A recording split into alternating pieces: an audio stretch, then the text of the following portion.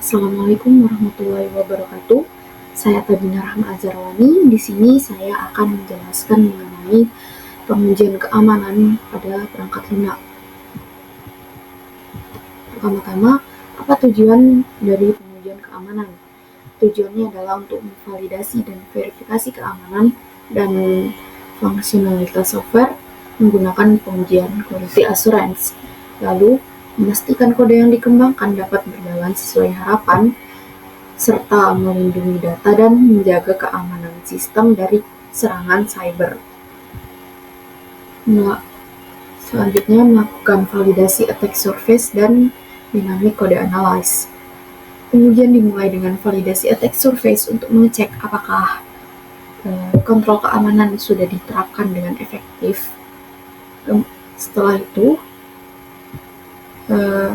dilakukan dynamic code analysis, yaitu memeriksa kode saat kode sedang berjalan untuk memantau apakah kerentanan keamanan terjadi saat software itu sedang dijalankan.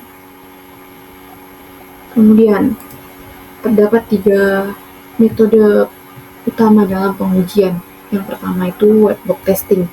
Ini pengujian yang dilakukan dengan mengetahui struktur desain internal software. Dilakukan dengan menganalisis kode untuk menemukan potensi masalahnya. Di sini tim pengembang langsung meninjau kode dari kode sumber aplikasinya ini untuk memeriksa setiap barisnya untuk memastikan tidak ada celah keamanan seperti input yang tidak di filter atau untuk di filternya, kemudian divalidasi dengan baik atau penggunaan algoritma kriptografi yang lemah.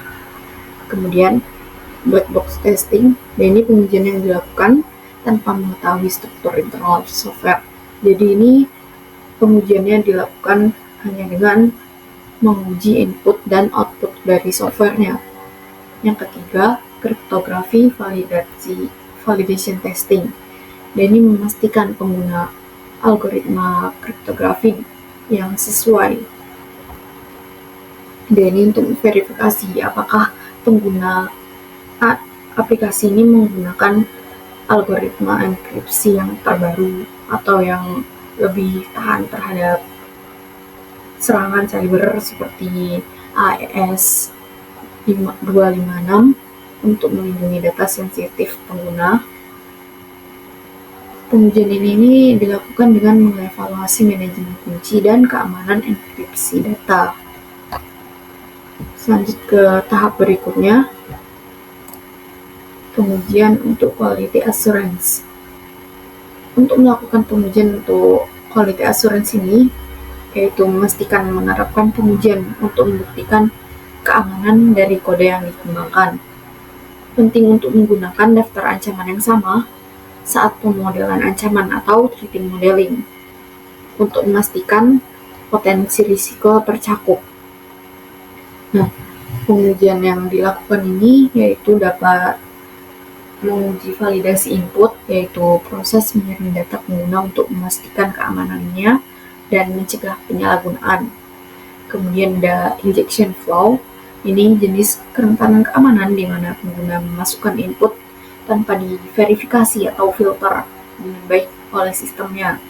Jadi perintah ini dapat mengubah logika aplikasi dan mengakses data dari database tanpa izin. Jadi masuk secara ilegal. Kemudian ada stress testing. Dia ini menguji ketahanan software saat beban kerja melebihi kapasitas normal. Jadi dia ini mensimulasikan ribuan pengguna yang mengakses aplikasi ini secara bersamaan untuk melihat software ini tahan terhadap beban kerja atau tidak. Selanjutnya yaitu manajemen data pengujian.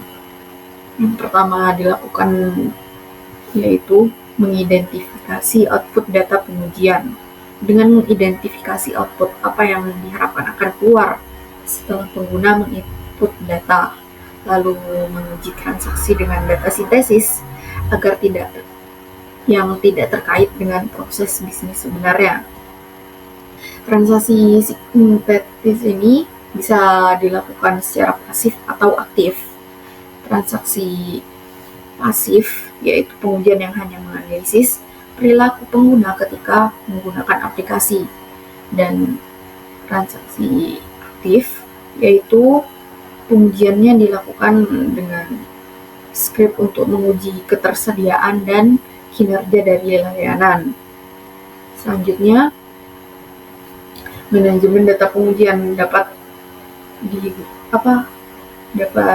menggunakan tools juga untuk membantu membuat subset data uji dari data produksi, misalnya menggunakan alat seperti Delphix untuk mengambil sebagian kecil dari database produksi, lalu secara otomatis membaca atau menyamarkan informasi sensitif sehingga aman digunakan di lingkungan pengujian. Selanjutnya, yang terakhir adalah pelaporan dan pelacakan cacat. Seluruh proses ini diakhiri dengan pelaporan dan melacak cacat seperti bug kode, cacat desain, anomali, perilaku, error, fault, dan kerentanan. Laporan ini dilakukan secara komprehensif dan rinci untuk memastikan kerentanannya diidentifikasi dan diperbaiki secara efektif agar pengembang dapat menemukan masalah dan segera mengatasinya. Sekian penjelasan dari saya. Wassalamualaikum warahmatullahi wabarakatuh.